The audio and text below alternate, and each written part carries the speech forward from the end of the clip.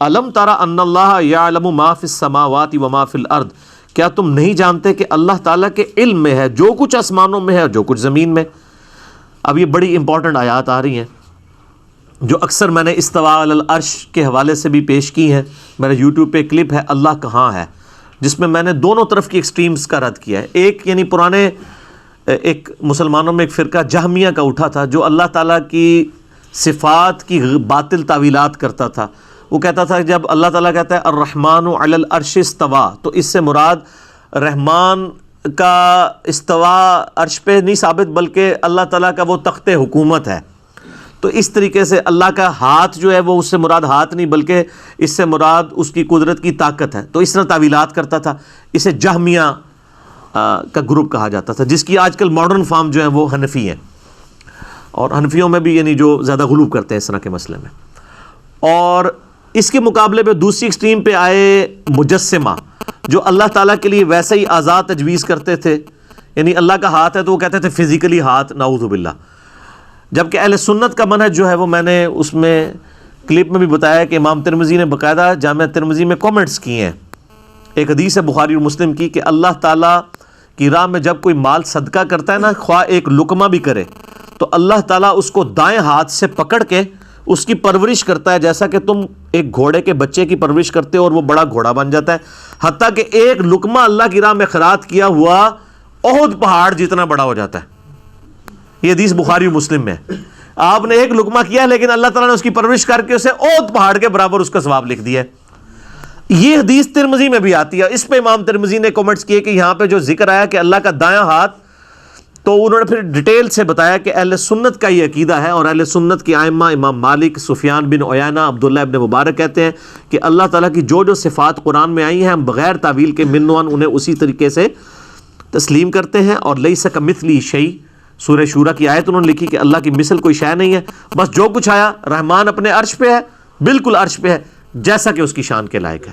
اور رحمان ہماری رگے جان سے بھی زیادہ ہمارے قریب ہے، نحن اقرب الیہ من حبل الورید، یا اس سے پہلے سورۃ الحدید میں آیا هو الاول والآخر والظاہر والباطن، اور اس کے بعد پھر آیا وهو معکم اینما کنتم، تم جہاں کہیں بھی ہو وہ تمہارے ساتھ ہوتا ہے۔ تو یہ جتنی کی ساری چیزیں آئی ہیں ہم ان کو بغیر تعویل کے مانتے ہیں، وہ ہمارے ساتھ بھی ہے جیسا کہ اس کی شان کے لائق ہے۔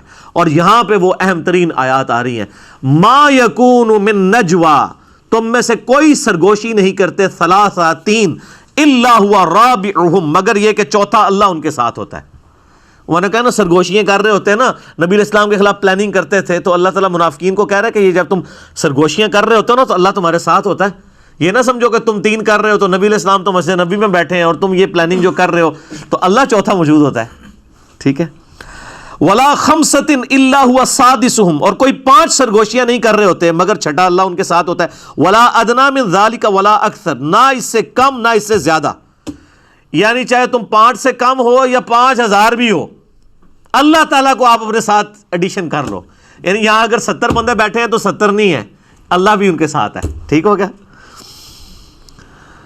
الا هو معهم، مگر یہ کہ وہ تو ان کے ساتھ ہوتا ہے، اینما کانوا، تم جہاں کہیں بھی چلے جاؤ، جہاں کہیں بھی ہو وہ تمہارے ساتھ ہو۔ صحیح بخاری مسلم میں حدیث ہے کہ صحابہ کرام کہتے ہیں ہم ایک سفر میں تھے، تو ہم اونچی آواز سے کوئی اللہ اکبر کا نعرہ لگا رہا، کوئی سبحان اللہ کا، تو آپ نے فرمایا تم کسی غائب اور بہرے کو نہیں سنا رہے ہو، تم کسی غائب اور بہرے کو نہیں سنا رہے۔ تو جو غائب نہ ہو وہ کیا ہوتا ہے؟ حاضر، لیکن جیسا کہ اس کی شان کے لائق۔ یعنی یہ جو سلفیوں نے ایک فتنہ جو ہے سعودی علماء نے کھڑا کیا نا جی، وہ آپ نے اگر یہ مان لیا کہ اللہ ہمارے ساتھ ہے تو یہ تو وحدت الوجود ہو جائے گا، تو کیا اللہ تعالیٰ معاذ اللہ جو ہے وہ نالی کے اندر بھی ہے، فلاں جگہ بھی ہے؟ بھئی جب اللہ فرما رہا ہے لیس کمثلہ شیء، اس کی مثال ہی نہیں بیان ہو سکتی۔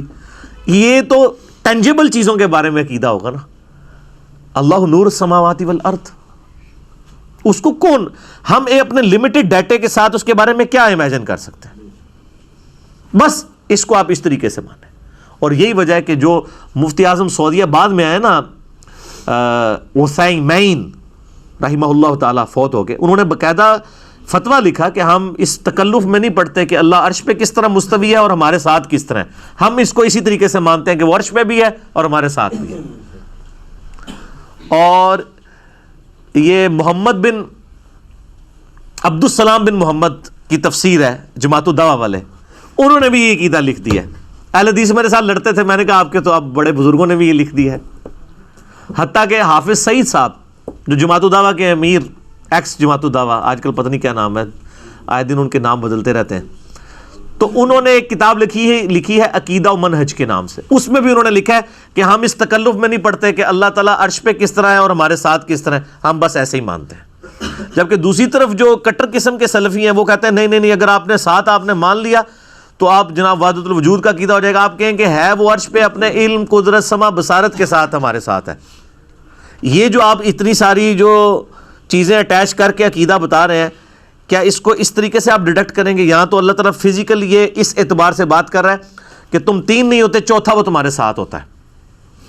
اور وہ جو بخاری مسلم کی حدیث بیان کر رہا تھا کہ صحابہ کرام نعرے لگا رہے تھے, تو آپ نے فرمایا تم کسی غائب کو نہیں سنا رہے بلکہ اس کو سنا رہے ہو جو تمہاری سواری کی گردن سے بھی زیادہ تمہارے قریب ہے. اب اور کس طریقے سے سمجھایا جائے؟ صحابہ نے کہا یا رسول اللہ نہیں, وہ تو عرش پہ ہے, وہ تو علم کے ساتھ ہے, آپ سواری کی گردن کی مثال کیوں دے رہے ہیں؟ قرآن میں نحن اقرب الیہ من حبل الورید. پھر سورۃ الحدید میں آیا کہ جب موت کا وقت نزع کا عالم ہوتا ہے اور تم مردے کی جب روح نکل رہی ہوتی ہے, اس وقت ہم تمہارے سے زیادہ اس کے قریب ہوتے ہیں لیکن تمہیں نظر نہیں آ رہے ہوتے. سورہ واقعہ کے اندر, ٹھیک ہے, لیکن تمہیں نظر نہیں آ رہے ہوتے, ہم تمہارے اس سے بھی زیادہ قریب ہوتے ہیں. جو ساتھ سوگوار بیٹھے ہوتے ہیں نا کہ اب یہ آخری وقت ہے, اس سے زیادہ قریب ہوتے ہیں. تو جہمیہ بھی ایکسٹریم پہ ہے, مجسمہ بھی ایکسٹریم پہ ہے. اہل سنت کا منہج یہ ہے کہ جو عقائد آئے ہیں منوان ان کو اسی طریقے سے قبول کرتے ہیں کہ نہ اس سے کم نہ اس سے زیادہ وہ تمہارے ساتھ ہوتا ہے, تم جہاں کے بھی ہو. ثم ینبئہم بما عملوا یوم القیامہ, پھر وہ تمہیں بتا دے گا جو کچھ تم دنیا میں کرتوت کیا کرتے تھے.